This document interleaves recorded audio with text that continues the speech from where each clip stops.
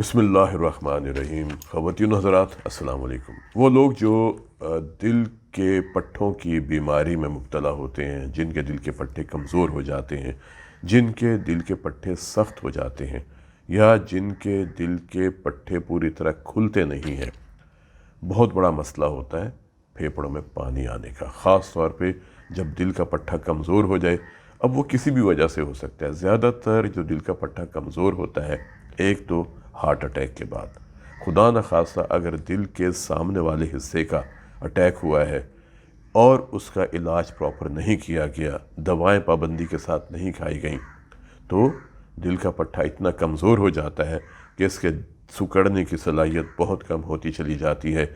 Ejection friction دل کے سکڑنے کی صلاحیت کا ایک پیمانہ ہے۔ ہم یہ ریکمینڈ کرتے ہیں کہ دل کے سکڑنے کی صلاحیت 55 سے 60% ہونی چاہیے، لیکن اگر دل کا پٹھا کمزور ہوتا ہے تو اس کے سکڑنے کی صلاحیت کم ہو جاتی ہے۔ یہ 40% پہ آ سکتا ہے، یہ 35% پہ، 30% پہ، بعض اوقات 15% پہ آ جاتا ہے۔ اور جب دل پوری طرح سکڑتا نہیں ہے، اس کی وجہ سے پھیپھڑوں کے اندر پانی اکٹھا ہونا شروع ہو جاتا ہے۔ جب پھیپھڑوں میں پانی اکٹھا ہوتا ہے تو اس کی علامت ہوتی ہے سانس کا پھولنا، اور سانس کا پھولنا وہ علامت ہے جسے کبھی بھی نظر انداز نہیں کرنا چاہیے۔ بعض اوقات سانس کے پھولنے کے ساتھ کھانسی بھی شروع ہو جاتی ہے۔ یہ مریض جن کے دل کے پٹھے کمزور ہو جاتے ہیں ہارٹ اٹیک کے بعد، یا وہ مریض جن کو دل کے پٹھوں کی بیماری ہوتی ہے جسے ہم کارڈیومائیوپیتھی کہتے ہیں، اور یہ عام طور پہ خاندانوں میں نسل در نسل چلتی رہتی ہے، اور ان خاندانوں میں زیادہ تر ہوتی ہے جہاں پر شادیاں آپس میں کی جاتی ہیں۔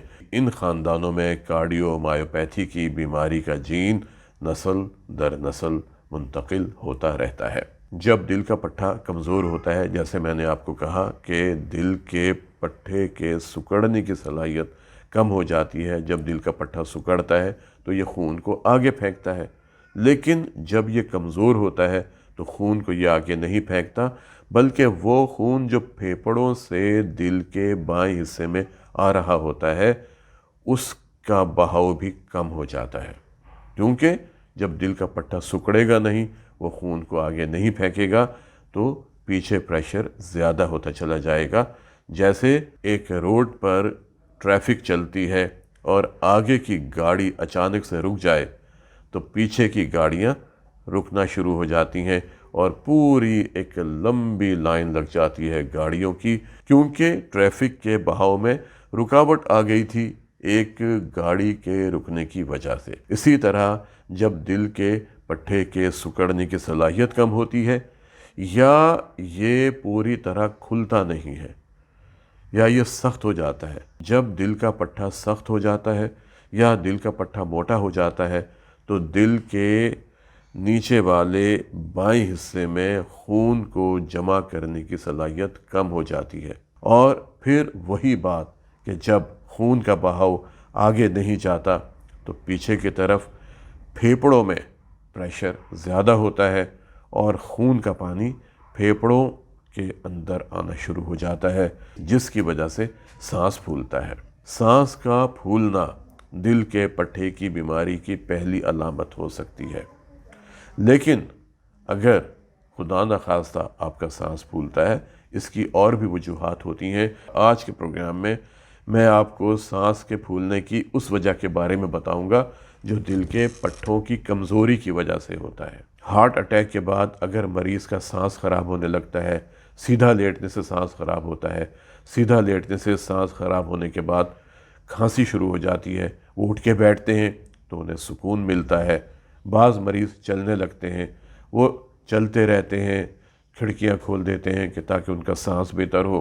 ایسے مریضوں کو ہم دوسری دواؤں کے ساتھ پیشاب آور ادویات دیتے ہیں، گولی کی شکل میں دیتے ہیں یا انجیکشن کی شکل میں دیتے ہیں۔ یہ دوا پھیپھڑوں سے پانی کو نکال کر پیشاب کے ذریعے جسم سے خارج کر دیتی ہے۔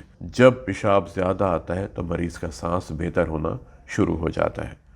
لیکن ہم نے ایک بات دیکھی ہے کہ انہوں نے گھر سے باہر جانا ہو، کسی فنکشن پہ جانا ہو، کسی شادی پہ جانا ہو، یہ لوگ پیشاب آور ادویات چھوڑ دیتے ہیں۔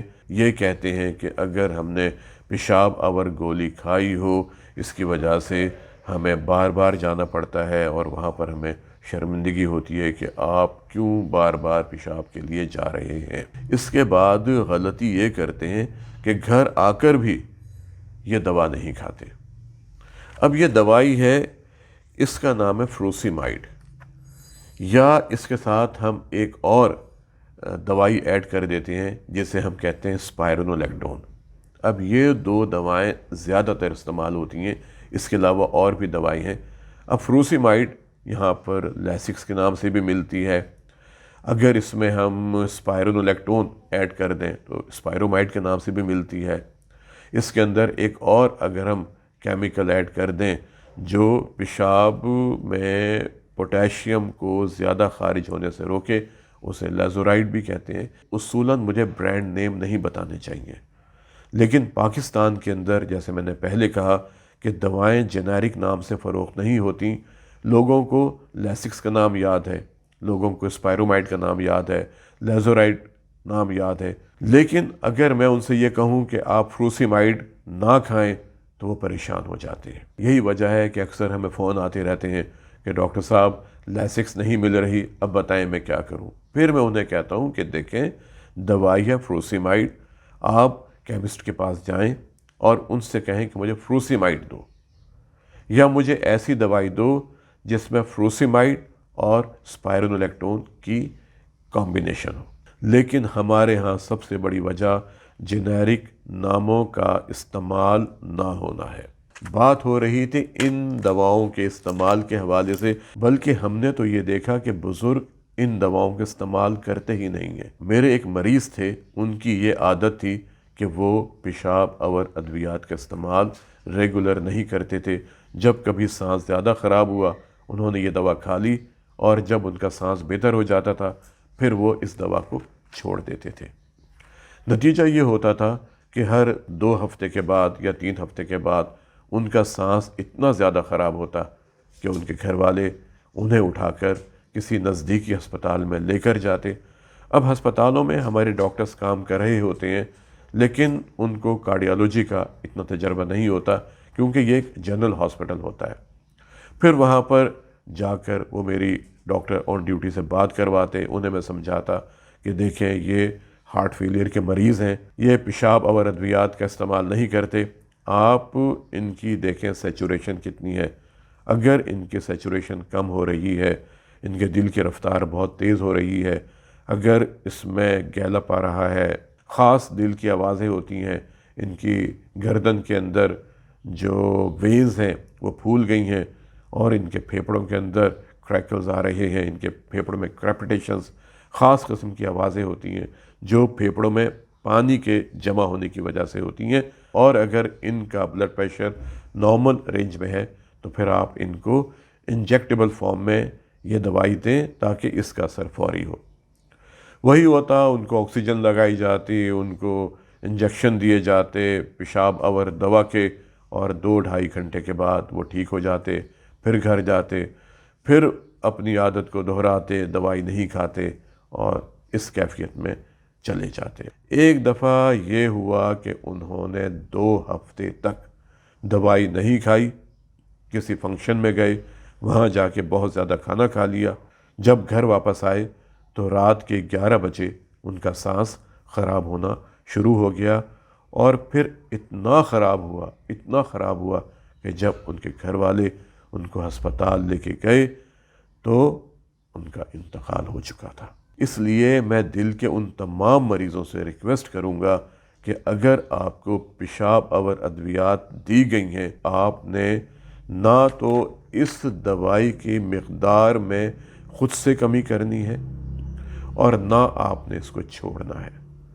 اگر آپ کو پیشاب بہت زیادہ آتا ہے، اگر آپ کا سانس ٹھیک ہے، تو اس میں دوسری احتیاطوں کے علاوہ اس دوا کا بھی بہت بڑا رول ہے۔ اگر آپ پیشاب آور دوا چھوڑ دیں گے، چاہے وہ لیسکس کے نام سے ہے، اسپائرومائڈ کے نام سے ہے، لیزورائڈ کے نام سے ہے، یا کسی اور نام سے ہے، اگر آپ چھوڑ دیں گے تو آپ کا سانس آہستہ آہستہ خراب ہونا شروع ہو جائے گا، اور ایک دن خدا نخواستہ بہت زیادہ آپ کو تکلیف ہو سکتی ہے۔ آج کے لیے اتنا ہی، ملتے ہیں کسی اگلے پروگرام میں ایک نئے ٹاپک کے ساتھ۔ اپنا اور اپنے خاندان کے افراد کے دل کی صحت کا بہت خیال رکھیں اور کوشش کریں کہ زندہ رہیں ایک صحت مند، مضبوط اور توانا دل کے ساتھ۔ السلام علیکم۔